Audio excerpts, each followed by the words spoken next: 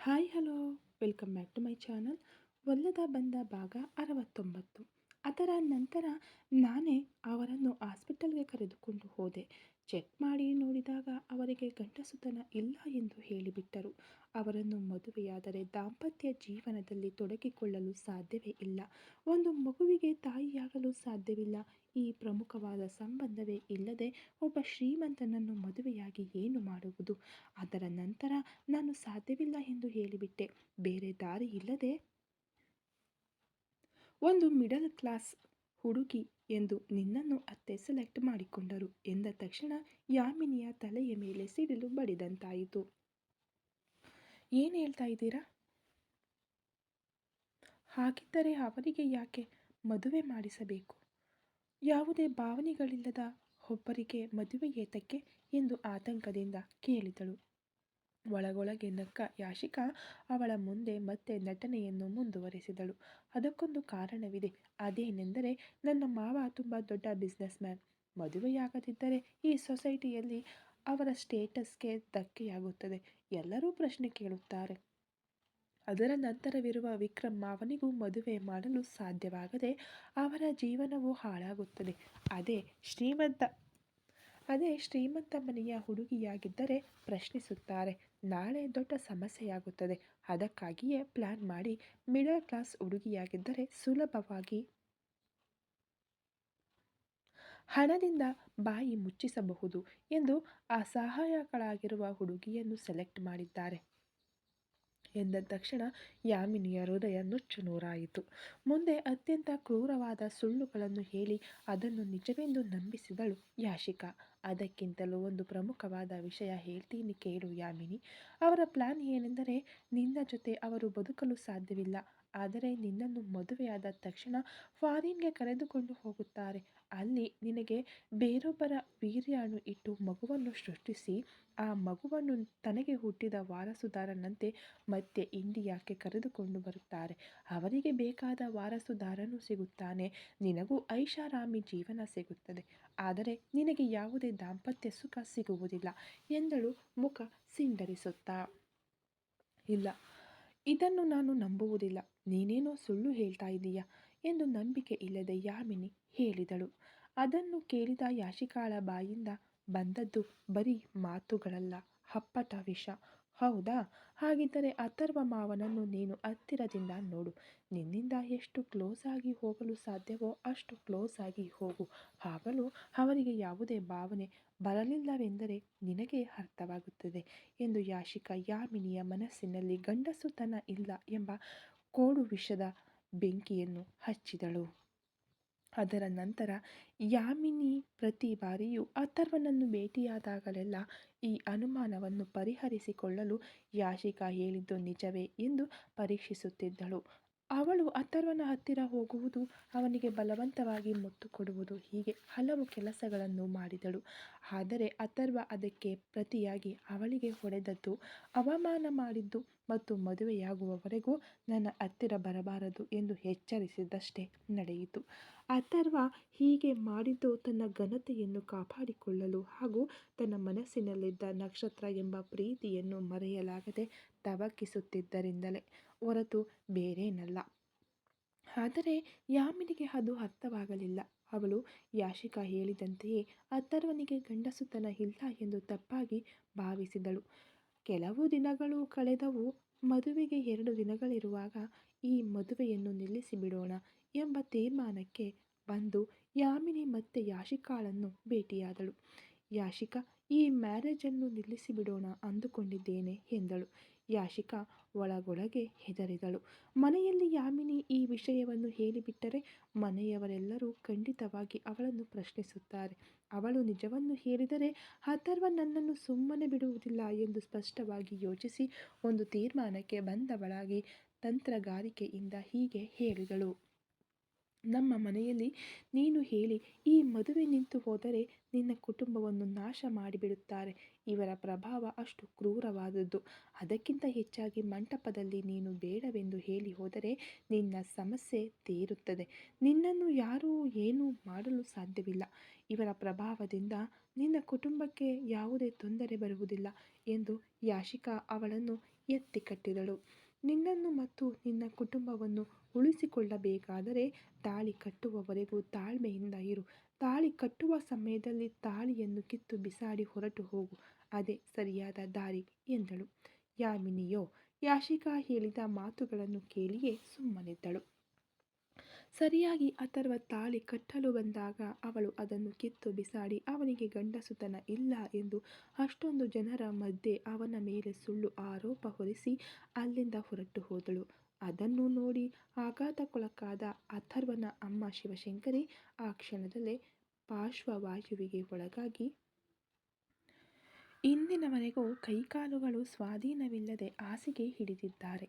ಇದೆಲ್ಲವನ್ನು ನೆನಪಿಸಿಕೊಂಡಾಗ ಅವಳ ಹೃದಯ ತೀವ್ರವಾಗಿ ನೊಂದಿತು.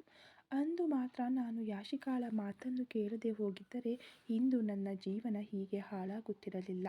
ಒಳ್ಳೆಯ ಕುಟುಂಬ, ಒಳ್ಳೆಯ ಜೀವನ ಸಿಕ್ಕರೂ ಯಾರದ್ದೋ ಮಾತನ್ನು ಕೇಳಿ ನನ್ನ ಜೀವನವನ್ನು ನಾನೇ ಕಳೆದುಕೊಂಡೆ. ಈಗ ನನ್ನ ಗಂಡನ ಮನಸ್ಸಿನಲ್ಲಿ ಒಂದು ಹುಡುಗಿ ಇದ್ದಾಳೆ. ಅವರ ಜೀವನದಲ್ಲಿ ಇನ್ನೂ ನನಗೆ ಜಾಗವೇ ಇಲ್ಲದಂತಾಗಿದೆ. ನನ್ನ ಹಣೆಬರಹ ಏನೆಂದೇ ನನಗೆ ತಿಳಿಯುತ್ತಿಲ್ಲ. ಜೀವನ ಪೂರ್ತಿ ಹೀಗೆಯೇ ಕಷ್ಟಪಟ್ಟು ಸಾಯಬೇಕಷ್ಟೆ ಎಂದು ಯೋಚಿಸುತ್ತಾ ಯಾಮಿನಿ ಕಣ್ಣೀರು ಹಾಕುತ್ತಾ ಮಲಗಿದ್ದಳು. ವಿಷ್ಣುವಿಗೂ ರಾತ್ರಿ ಇಡೀ ನಿದ್ದೆ ಬರಲಿಲ್ಲ. ಹಲವು ಬಾರಿ ಕನಿಷ್ಕಾಳ ನಂಬರ್ಗೆ ಡಯಲ್ ಮಾಡಿ ಮತ್ತೆ ಡಿಲೀಟ್ ಮಾಡುತ್ತಿದ್ದನು. ಅವನ ಮನಸ್ಸು ಅವಳತ್ತಲೇ ಸೆಳೆಯುತ್ತಿತ್ತು. ಆದರೆ ಒಂದು ರೀತಿಯ ಸ್ವಯಂ ನಿಯಂತ್ರಣ ಅವನನ್ನು ತಡೆಯುತ್ತಿತ್ತು. ದೀರ್ಘಕಾಲದ ಹೋರಾಟದ ನಂತರ ಮೊಬೈಲನ್ನು ಸ್ವಿಚ್ ಆಫ್ ಮಾಡಿ ಬಿಸಾಡಿ ಬೆಡ್ರೂಮ್ನ ಸೀಲಿಂಗ್ ಕಡೆಗೆ ದಿಟ್ಟಿಸುತ್ತಾ ತಲೆಗೆ ಕೈಕೊಟ್ಟು ಮಲಗಿದನು. ಮನಸ್ಸಿನಲ್ಲಿ ಏನೇನೋ ನೆನಪುಗಳು ಬಂದವು. ಅವಳೊಂದಿಗೆ ಮಾತನಾಡಿ ನಕ್ಕಿದ್ದು, ಅವಳೊಂದಿಗೆ ಬೈಕ್ ರೇಸ್ ಹೋಗಿದ್ದು, ಹೀಗೆ ಹಲವು ಘಟನೆಗಳು ಅವನ ಕಣ್ಣ ಮುಂದೆ ಬಂದು ಹೋದವು. ತನ್ನ ತಂದೆಯ ಮೇಲಿನ ಕೋಪ ದಿನೇ ದಿನೇ ಹೆಚ್ಚಾಗುತ್ತಲೇ ಇತ್ತು. ಅವರ ಮೇಲಿದ್ದ ಕೋಪ ಅವರು ಯಾವ ಹುಡುಗಿಗಾಗಿ ತನ್ನ ಪ್ರೀತಿಯನ್ನು ನಾಶಪಡಿಸಿದರೋ ಆ ಹುಡುಗಿಯ ಮೇಲೂ ತಿರುಗಿತು.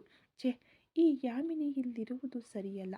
ನಾನು ಅವಳನ್ನು ಇಲ್ಲೇ ಇಟ್ಟುಕೊಂಡರೆ ಅದು ಅವರಿಗೆ ಗೌರವ ತಾನೇ. ಅವಳನ್ನು ಮೊದಲು ಈ ಮನೆಯಿಂದ ಹೊರಗೆ ಕಳುಹಿಸಬೇಕು. ಆಗಲೇ ನನ್ನ ಪ್ರೀತಿಯನ್ನು ನಾಶಪಡಿಸಿದ್ದಕ್ಕೆ ಅವರಿಗೆ ಸರಿಯಾದ ಶಿಕ್ಷೆಯಾಗುತ್ತದೆ. ಇನ್ನು ಮುಂದೆ ನನ್ನ ಪ್ರೀತಿ ನನ್ನ ಕೈಯಲ್ಲಿಲ್ಲ.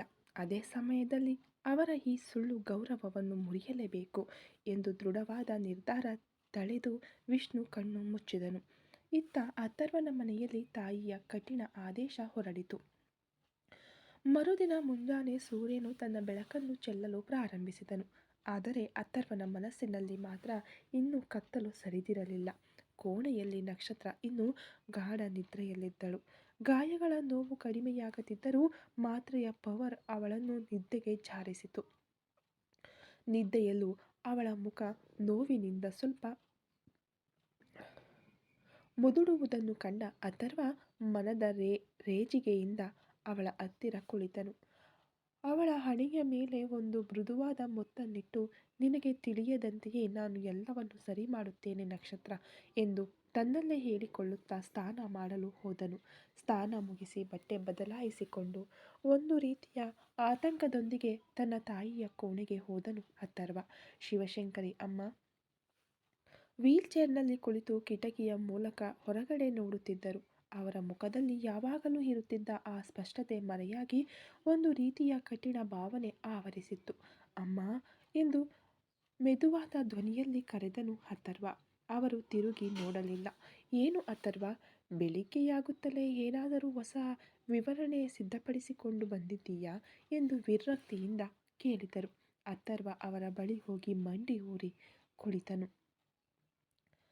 ಅವರ ಕೈಗಳನ್ನು ಹಿಡಿದು, ಅಮ್ಮ, ನನ್ನನ್ನು ಕ್ಷಮಿಸಿಬಿಡಿ. ಯಾಶಿಕಾ ಹೇಳಿದ್ದು ನಿಜವೇ. ನಕ್ಷತ್ರ ನನ್ನ ರೂಮ್ನಲ್ಲೇ ತಂಗಿದ್ದಾಳೆ. ಆದರೆ ಅವಳ ರಕ್ಷಣೆಗಾಗಿ ಮತ್ತು ಅವಳ ಮೇಲೆ ನನಗಿರುವ ಕಾಳಜಿಯಿಂದಲೇ ನಾನು ಆ ನಿರ್ಧಾರವನ್ನು ತೆಗೆದುಕೊಂಡೆ. ನಮ್ಮಿಬ್ಬರ ಮಧ್ಯೆ ಯಾವುದೇ ತಪ್ಪು ಸಂಬಂಧವಿಲ್ಲ ಅಮ್ಮ. ಆ ದೇವರ ಸಾಕ್ಷಿಯಾಗಿ ಇದೇ ನಿಜ ಎಂದು ಗದ್ಗದಿತ ಧ್ವನಿಯಲ್ಲಿ ಹೇಳಿದನು. ಶಿವಶಂಕರಿ ಅಮ್ಮ ಮೆಲ್ಲನೆ ತಿರುಗಿ ಅವನನ್ನು ನೋಡಿದರು. ನಿನ್ನ ಮೇಲೆ ನನಗೆ ನಂಬಿಕೆ ಇತ್ತು ಅಥರ್ವ. ಆದರೆ ಒಂದು ಗಂಡು ಹೆಣ್ಣಿನ ಸಂಬಂಧದಲ್ಲಿ ನಂಬಿಕೆಗಿಂತ ಹೆಚ್ಚಾಗಿ ಶಿಸ್ತು ಮತ್ತು ನೈತಿಕತೆ ಎನ್ನುವ ವಿಷಯವಿದೆ. ನೀವು ಪ್ರೀತಿಸುತ್ತಿದ್ದೀರಾ, ಮದುವೆಯಾಗಲಿದ್ದೀರಾ. ನಾನು ಬೇಡ ಎನ್ನುತ್ತಿಲ್ಲ. ಆದರೆ ಹೀಗೆ ಎಲ್ಲೇ ಮೀರಿ ಇರುವುದು ಈ ಮನೆಗೆ ಶೋಭೆ ತರುವುದಿಲ್ಲ. ಊರಿನವರಿಗೆ ತಿಳಿದರೆ ನಮ್ಮ ಕುಟುಂಬದ ಮಾನ ಏನಾಗಬಹುದು ಎಂದು ಯೋಚಿಸಿದೆಯಾ ಎಂದರು ನೋವಿನಿಂದ.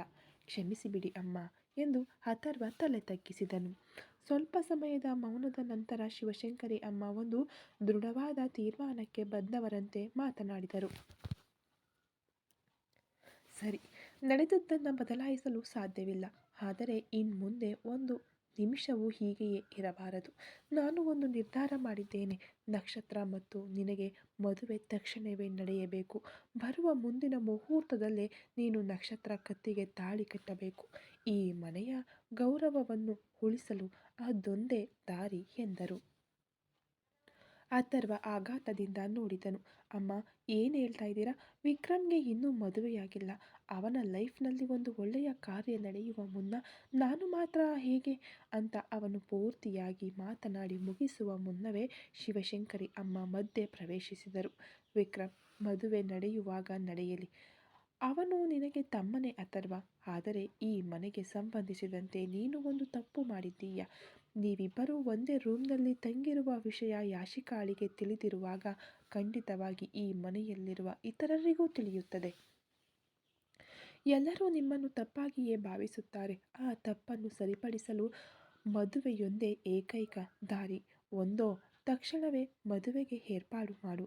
ಇಲ್ಲದಿದ್ದರೆ ನಕ್ಷತ್ರಾಳನ್ನು ಈಗಲೇ ಈ ಮನೆಯಿಂದ ಹೊರಗೆ ಕಳುಹಿಸು. ಒಂದು ನಿಮಿಷವೂ ಅವಳು ಇಲ್ಲಿ ಇರಬಾರದು ಎಂದು ಶಿವಶಂಕರಿ ಅಮ್ಮ ಆದೇಶ ನೀಡಿದರು. ಅಮ್ಮನ ಆ ದಿಢೀರ್ ನಿರ್ಧಾರವನ್ನು ಕೇಳಿ ಅಥರ್ವ ಎಪ್ಪುಗಟ್ಟಿ ಹೋದನು. ಒಂದೆಡೆ ವಿಕ್ರಮ್ನ ಚಿತ್ರವಾಗಿ ಹೋದ ಜೀವನ, ಇನ್ನೊಂದೆಡೆ ನಕ್ಷತ್ರಾಳನ್ನು ಮನೆಯಿಂದ ಹೊರಗೆ ಕಳುಹಿಸುವ ಅಮ್ಮನ ಬೆದರಿಕೆ. ಯಾಶಿಕಾಳ ಕಪಟ ಸಂಚು ಅವನನ್ನು ಒಂದು ಮೈನ್ ಫೀಲ್ಡ್ ಹಾದಿಯಲ್ಲಿ ತಂದು ನಿಲ್ಲಿಸಿತು. ಅಮ್ಮ, ಒಂದು ನಿಮಿಷ, ನಾನು ಹೇಳುವುದನ್ನು ನಿಧಾನವಾಗಿ ಯೋಚಿಸಿ ಎಂದು ಅವನು ಬೇಡುವ ಧ್ವನಿಯಲ್ಲಿ ಪ್ರಯತ್ನಿಸಲು, ನಾನು ನಿಧಾನವಾಗಿ ಯೋಚಿಸಿಯೇ ಹೇಳುತ್ತಿದ್ದೇನೆ ಅಥರ್ವ. ಇದು ಬರೀ ಆದೇಶವಲ್ಲ, ನನ್ನ ನಿರ್ಧಾರ. ಒಂದೋ ಮದುವೆ, ಇಲ್ಲದಿದ್ದರೆ ಅವಳು ಈ ಮನೆಯನ್ನು ಬಿಟ್ಟು ಹೊರಡಬೇಕು. ಇಲ್ಲದಿದ್ದರೆ ನಾನೇ ಕುತ್ತಿಗೆ ಪಟ್ಟಿ ಹಿಡಿದು ಹೊರಗೆ ದೂಡುತ್ತೇನೆ ಎಂದು ಹೇಳುತ್ತಾ ಅವರು ಮುಖ ತಿರುಗಿಸಿಕೊಂಡರು. ಆ ಮಾತುಗಳಲ್ಲಿದ್ದ ದೃಢತೆ ಅಥರ್ವನನ್ನು ಕಡು ಆತಂಕಕ್ಕೀಡು ಮಾಡಿತು. ಅವನು ತನ್ನ ತಾಯಿಯ ಕೋಣೆಯಿಂದ ಹೊರಗೆ ಬಂದಾಗ ಅವನ ಹೃದಯ ಒಂದು ರಣರಂಗವಾಗಿ ಮಾರ್ಪಟ್ಟಿತು. ಈ ಮದುವೆಯ ಸುದ್ದಿಯನ್ನು ಕೇಳಿದರೆ ಯಾಶಿಕಾ ಸುಮ್ಮನಿರಲು ಸಾಧ್ಯವಿಲ್ಲ. ತನ್ನ ಕೈಯಲ್ಲಿರುವ ಆ ಒಪ್ಪಂದದ ವಿಡಿಯೋವನ್ನು ಆಯುಧವಾಗಿ ಬಳಸಿಕೊಳ್ಳುತ್ತಾಳೆ ಎಂಬುದು ಅವನಿಗೆ ತಿಳಿದಿತ್ತು.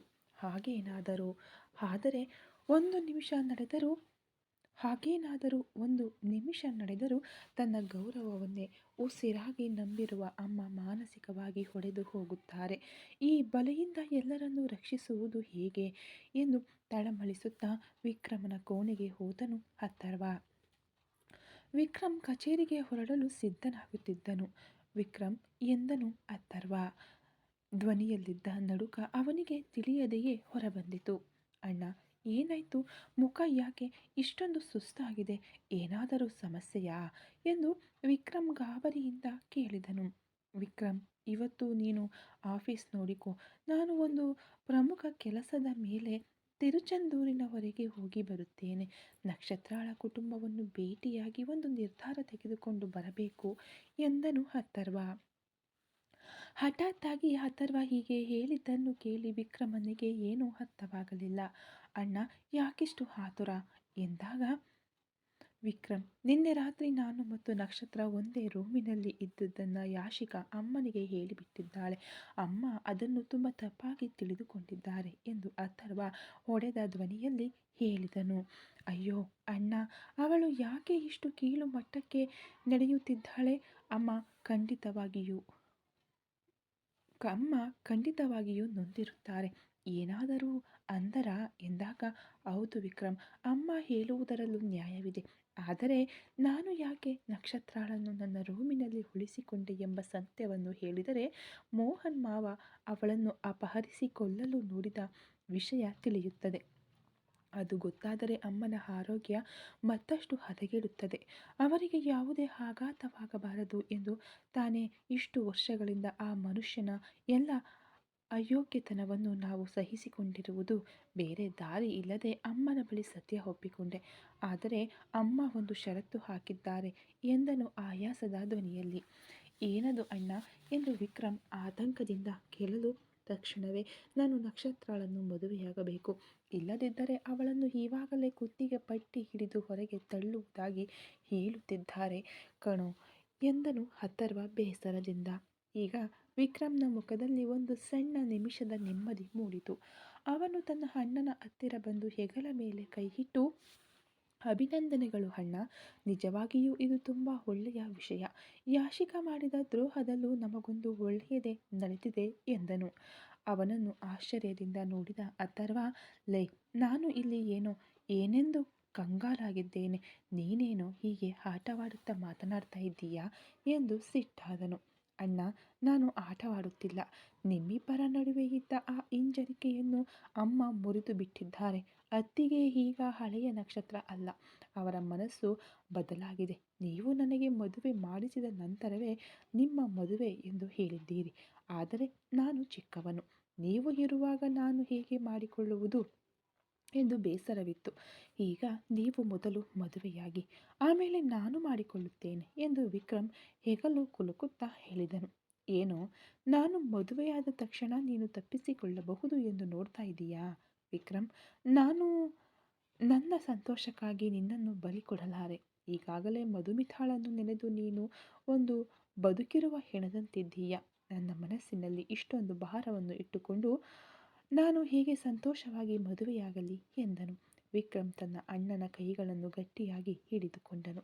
ಅವನ ಕಣ್ಣುಗಳಲ್ಲಿ ಒಂದು ದೃಢತೆ ಕಾಣುತ್ತಿತ್ತು. ಸತ್ಯವಾಗಿ ಹೇಳ್ತಾ ಇದ್ದೇನೆ ಅಣ್ಣ, ನೀವು ಮದುವೆಯಾಗಿ, ನಾನು ಖಂಡಿತವಾಗಿಯೂ ಮದುವೆಯಾಗುತ್ತೇನೆ. ನಾನು ಮಾತು ಕೊಟ್ಟರೆ ತಪ್ಪುವುದಿಲ್ಲ ಎಂದು ನಿಮಗೆ ಗೊತ್ತು. ಮೊದಲು ಈ ಯಾಶಿಕಾಳ ಆಟವನ್ನು ನಿಲ್ಲಿಸಲು ನೀವು ಅತ್ತಿಗೆಯನ್ನು ಅಧಿಕೃತವಾಗಿ ಈ ಮನೆಯ ಸೊಸೆಯನ್ನಾಗಿ ಮಾಡಬೇಕು. ನೀವು ಹೊರಡಿ ಅಣ್ಣ. ಅತ್ತಿಗೆಯನ್ನು ಕರೆದುಕೊಂಡು ಹೋಗುತ್ತಿದ್ದೀರಾ ಎಂದಾಗ, ಇಲ್ಲ ವಿಕ್ರಮ್, ನಕ್ಷತ್ರ ತುಂಬ ಸುಸ್ತಾಗಿದ್ದಾಳೆ. ಅವಳಿಗೆ ಸ್ವಲ್ಪ ವಿಶ್ರಾಂತಿಯ ಅಗತ್ಯವಿದೆ.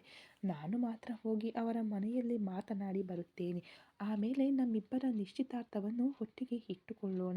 ಒಂದೇ ಮಂಟಪದಲ್ಲಿ ನಮ್ಮಿಬ್ಬರ ಮದುವೆ ನಡೆಯಬೇಕು ಎಂದನು ಅಥರ್ವ. ಖಂಡಿತ ಅಣ್ಣ, ನಿಮ್ಮ ಮಾತನ್ನು ನಾನು ಮೀರುವುದಿಲ್ಲ ಎಂದು ವಿಕ್ರಮ್ ಹೇಳಿದರೂ ಅವನ ಹೃದಯದ ಒಂದು ಮೂಲೆಯಲ್ಲಿ ಮಧುಮಿತಾಳ ನೆನಪುಗಳು ಮುಳ್ಳಿನಂತೆ ಚುಚ್ಚಿದವು.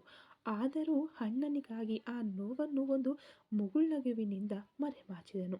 ಕೆಳಗೆ ಹೋದ ಅಥರ್ವ ಹೊರಡುವ ಮುನ್ನ ದೊಡ್ಡಮ್ಮನ ಬಳಿ ಮಾತ್ರ, ನಕ್ಷತ್ರಾಗೆ ಹುಷಾರಿಲ್ಲ, ಅವಳನ್ನು ಸ್ವಲ್ಪ ನೋಡ್ಕೊಳ್ಳಿ ಎಂದು ಪ್ರೀತಿಯಿಂದ ಕೇಳಿಕೊಂಡು ರಹಸ್ಯವಾಗಿ ಹೊರಟನು. ಅವನ ಕಾರು ಕಣ್ಣಿನಿಂದ ಮರೆಯಾದ ಕೆಲವೇ ನಿಮಿಷಗಳಲ್ಲಿ ವಿಕ್ರಮ್ ಸಹ ಊಟ ಮುಗಿಸಿ ಆಫೀಸ್ಗೆ ಹೊರಟು ಹೋದನು.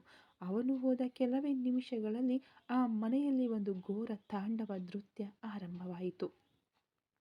ಶಿವಶಂಕರಿ ಅಮ್ಮ ಹಾಲಿಗೆ ಬಂದು ಎಲ್ಲರನ್ನೂ ಕರೆದರು. ಅವರ ಮುಖದಲ್ಲಿದ್ದ ಕೋಪ ಆ ಜಾಗವನ್ನೇ ಹೆಪ್ಪುಗಟ್ಟಿಸುವಂತಿತ್ತು. ನಿಮ್ಮೆಲ್ಲರಿಗೂ ನಾನು ಒಂದು ಮುಖ್ಯವಾದ ವಿಷಯ ಹೇಳಬೇಕು. ಅಥರ್ವ ಮತ್ತು ನಕ್ಷತ್ರ ಒಂದೇ ರೂಮಿನಲ್ಲಿ ತಂಗಿರುವ ವಿಷಯ ಯಾಶಿಕಾ ಹೇಳಿ ನಿನ್ನೆ ರಾತ್ರಿ ನನಗೆ ತಿಳಿಯಿತು. ಖಂಡಿತ ಈ ವಿಷಯ ನಿಮಗೂ ತಿಳಿದಿರುತ್ತದೆ. ಆದ್ದರಿಂದ ಅಥರ್ವನಿಗೂ ನಕ್ಷತ್ರಗೂ ಬರುವ ಮುಹೂರ್ತದಲ್ಲೇ ಮದುವೆ ಮಾಡಲು ನಿರ್ಧರಿಸಿದ್ದೇನೆ. ಬೇಗ ಅದಕ್ಕೆ ಬೇಕಾದ ಏರ್ಪಾಡುಗಳು ನಡೆಯಬೇಕು. ನನ್ನ ಮಗನ ಮದುವೆ ಸೀತಾರಾಮರ ಮದುವೆಯಂತೆ ಊರೇ ಮೆಚ್ಚುವ ಹಾಗೆ ನಡೆಯಬೇಕು ಎಂದರು. ಆಗ ಅಥರ್ವನ ದೊಡ್ಡಪ್ಪ, ಅಂದು ಅಥರ್ವ ತನಗೆ ಎದುರು ಮಾತನಾಡಿದ್ದನ್ನು ಮನಸ್ಸಿನಲ್ಲಿಟ್ಟುಕೊಂಡು ವಿಷ ಕಾರಿದರು. ಮದುವೆಗೆ ಮುಂಚೆಯೇ ಒಂದೇ ರೂಮಿನಲ್ಲಿ ಇದ್ದವಳಿಗೆ ಇದೆಲ್ಲ ಒಂದು ಕೇಡ ಶಿವಶಂಕರಿ. ಮನೆಗೆ ಬರುವ ಸೊಸೆ ಶೀಲವಂತಳಾಗಿರಬೇಕು. ಆದರೆ ಈ ಹುಡುಗಿ ನಕ್ಷತ್ರ ಇಲ್ಲಿ ಬಂದಾಗಿನಿಂದ ಅಥರ್ವನ ಜೊತೆ ಒಂದೇ ರೂಮಿನಲ್ಲಿ ಒಂದೇ ಬೆಡ್ ಮೇಲೆ ಮಲಗಿದ್ದಾಳೆ. ಈ ವಿಷಯ ಹೊರಗೆ ತಿಳಿದರೆ ನಮ್ಮ ಕುಟುಂಬದ ಮಾನವೇ ಹರಾಜಾಗುತ್ತದೆ. ಅದಕ್ಕೆ ತಾನೇ ನಾವು ಆವಾಗಲೇ ಹೇಳಿದ್ದು, ಅವನು ನಮಗೆ ಬೆಲೆ ಕೊಡಲಿಲ್ಲ. ಇವತ್ತು ನಿನ್ನ ಗೌರವವೇ ಹಾಳಾಗಿ ನಿಂತಿದೆ. ಇನ್ನು ಕೆಲವು ದಿನಗಳಲ್ಲಿ ಅವಳು ಗರ್ಭಿಣಿಯಾಗಿ ವಾಂತಿ ಮಾಡುತ್ತಾಳೆ. ಅದಕ್ಕೆ ಯಾಕೆ ಸುಮ್ಮನೆ ಮದುವೆ ಮಾಡಬೇಕು, ನೇರವಾಗಿ ಸೀಮಂತವನ್ನೇ ಮಾಡಿಬಿಡಬಹುದು ಎಂದು ನಂಜು ಕಾರಿದರು. ದೊಡ್ಡಮ್ಮನು ಬಿಡದೆ, ಹೌದು ಶಂಕರಿ, ಆ ಹುಡುಗಿ ಬಂದಾಗ ನೋಡಿದ ತಕ್ಷಣವೇ ತಿಳಿಯಿತು ಅವಳು ಏನೋ ಪ್ಲಾನ್ ಮಾಡಿಕೊಂಡೇ ಒಳಗೆ ಬಂದಿದ್ದಾಳೆ ಎಂದು ಎನ್ನುತ್ತಾ ಹುರಿಯುವ ಬೆಂಕಿಗೆ ತುಪ್ಪ ಸುರಿದರು. ಶಿವಶಂಕರಿ ಅಮ್ಮ ತನ್ನ ಮಗನನ್ನು ಅವರ ಮುಂದೆ ಬಿಟ್ಟುಕೊಡಲು ಇಷ್ಟಪಡದೆ, ಅವನು ತಪ್ಪು ಮಾಡಿರಬಹುದು, ಆದರೆ ನನ್ನ ಮಗ ಇಷ್ಟಪಟ್ಟ ನಕ್ಷತ್ರ ಈ ಮನೆಯ ಸೊಸೆಯಾಗಿ ಬರುವುದರಲ್ಲಿ ನಾನು ದೃಢವಾಗಿದ್ದೇನೆ ಎಂದರು. ಆಗ ಯಾಶಿಕಾ ಒಂದು ವಿಷದ ನಗುವಿನೊಂದಿಗೆ ಮುಂದೆ ಬಂದಳು. ಅತ್ತೆ, ಪ್ರೀತಿಯಲ್ಲಿ ನೀವು ತುಂಬ ಕುರುಡರಾಗಿದ್ದೀರಿ. ನೀವು ಯಾವುದನ್ನು ಪ್ರೀತಿ ಎಂದುಕೊಂಡಿದ್ದೀರೋ ಅದು ಬರೀ ಒಂದು ವ್ಯಾಪಾರ ಎಂದು ತಿಳಿದರೆ ಏನು ಮಾಡುತ್ತೀರಾ ಎಂದು ಕೇಳುತ್ತಾ ತನ್ನ ಮೊಬೈಲನ್ನು ಟಿವಿಗೆ ಕನೆಕ್ಟ್ ಮಾಡಿದಳು. ವಿಡಿಯೋ ಪ್ಲೇ ಆಗಲು ಶುರುವಾಯಿತು. ಆಫೀಸ್ನಲ್ಲಿ ನಡೆದ ಇಂಟರ್ವ್ಯೂನಲ್ಲಿ ಸೆಲೆಕ್ಟ್ ಆದ ಆ ಹುಡುಗಿ ಮಾತನಾಡಿದ್ದು. ಮನೆಗೆ ಬಂದಾಗ ವಿಕ್ರಮ್ ನಕ್ಷತ್ರಳನ್ನು ಆ ಜಾಗಕ್ಕೆ ಬದಲಾಯಿಸಿದ್ದು. ಡೈನಿಂಗ್ ಟೇಬಲ್ನಲ್ಲಿ ನಕ್ಷತ್ರ ವಿಕ್ರಮ್ನ ಬಳಿ, ನಿಮ್ಮ ಮದುವೆಯಾಗುವವರೆಗೂ ಮಾತ್ರವೇ ನಾನು ನಿಮ್ಮ ಅಣ್ಣನಿಗೆ ಕಾಂಟ್ರಾಕ್ಟ್ ಗರ್ಲ್ ಫ್ರೆಂಡ್. ನಿಮ್ಮ ಮದುವೆ ಮುಗಿದ ತಕ್ಷಣ ನಾನು ಹೊರಟು ಹೋಗುತ್ತೇನೆ ಎಂದು ಅಂದು ಮಾತನಾಡಿದ ಪ್ರತಿಯೊಂದು ಮಾತು ಅಲ್ಲಿ ನುಗ್ಗುತ್ತಿದ್ದವರ ಕಿವಿಗಳಲ್ಲಿ ಕಾಯಿಸಿದ ಸೀಸವನ್ನು ಸುರಿದಂತೆ ಇತ್ತು. ನಕ್ಷತ್ರ ಪ್ರೇಮಿಯಲ್ಲ, ಹಣಕ್ಕಾಗಿ ನಟಿಸಲು ಬಂದವಳು ಎಂಬ ಸತ್ಯ ಬೆಳಕಿಗೆ ಬಂದ ತಕ್ಷಣ ಶಿವಶಂಕರಿ ಅಮ್ಮನ ಹೃದಯ ಚೂರು ಚೂರಾಯಿತು. ತಾನು ತನ್ನ ಮಗನ ಬಗ್ಗೆ ಹೆಮ್ಮೆಯಿಂದ ಯೋಚಿಸಿದ ಪ್ರತಿಯೊಂದು ನಿಮಿಷವೂ ಅವರಿಗೆ ತಲೆ ತಗ್ಗಿಸುವಂತೆ ಮಾಡಿತು. ಕೋಪದ ತುದಿಗೇರಿದ ಮೋಹನ್, ಶಿವಶಂಕರಿ ಕೇಳಿದೆಯಾ, ಅವಳ ಬಾಯಿಯಿಂದಲೇ ಒಪ್ಪಿಗೆ ಕೊಟ್ಟಿದ್ದಾಳೆ. ಎಷ್ಟು ಕೆಟ್ಟವಳು ನೋಡಿದೆಯಾ, ಇವಳು ನಿನಗೆ ಸೊಸೆಯಾಗಿ ಬರಲು ಯೋಗ್ಯತೆಯೇ ಇಲ್ಲದವಳು. ಹಣಕ್ಕಾಗಿ ಅವಳು ತನ್ನ ಗರ್ಭಾವಸ್ಥೆಯನ್ನೇ ಬೆಲೆ ಮಾತನಾಡಿದ್ದಾಳೆ. ಇವಳನ್ನು ಏನು ಮಾಡುವುದು ಎಂದು ಕಿರುಚುತ್ತಾ ಕೇಳಿದನು. ಅವಮಾನದಿಂದ ಮುಖ ಕಪ್ಪಾಗಲು ಅವಳನ್ನು ಕುತ್ತಿಗೆ ಪಟ್ಟಿ ಹಿಡಿದು ಹೊರಗೆ ಹಾಕು ಮೋಹನ್ ಎಂದರು ನೋವು ತುಂಬಿದ ಧ್ವನಿಯಲ್ಲಿ. ಇವಾಗಲೇ ಅವಳನ್ನು ಕುತ್ತಿಗೆ ಪಟ್ಟಿ ಹಿಡಿದು ಹೊರಗೆ ದೂಡುತ್ತೇನೆ ಎಂದು ಕಿರುಚುತ್ತಾ ಮಹಡಿಗೆ ಹೋಗಿ ನಕ್ಷತ್ರಳ ಕೋಣೆಯೊಳಗೆ ನುಗ್ಗಿದನು. ಗಾಯಗಳ ನೋವಿನಿಂದ ಮಲಗಿದ್ದ ನಕ್ಷತ್ರಳ ಮುಖಕ್ಕೆ ತಣ್ಣೀರು ಸುರಿದನು. ಬೆಚ್ಚಿ ಬಿದ್ದ ಎದ್ದು ನಕ್ಷತ್ರಳನ್ನು ನೋಡಿ, ನಟಿಸಿದ್ದು ಸಾಕು ಆಟಗಾರ್ತಿ, ಹಣಕ್ಕಾಗಿ ಪ್ರೇಮಿಯಾಗಿ ನಟಿಸಲು ಬಂದವಳು ತಾನೆ ನೀನು. ನಿನ್ನ ಬಣ್ಣ ಬಯಲಾಯಿತು, ಹೊರಡು ಹೊರಗೆ ಎಂದು ಅವಳ ಕೂದಲನ್ನು ಹಿಡಿದು ಎಳೆದನು. ನಕ್ಷತ್ರಗೆ ವಿಷಯ ಅರ್ಥವಾಯಿತು.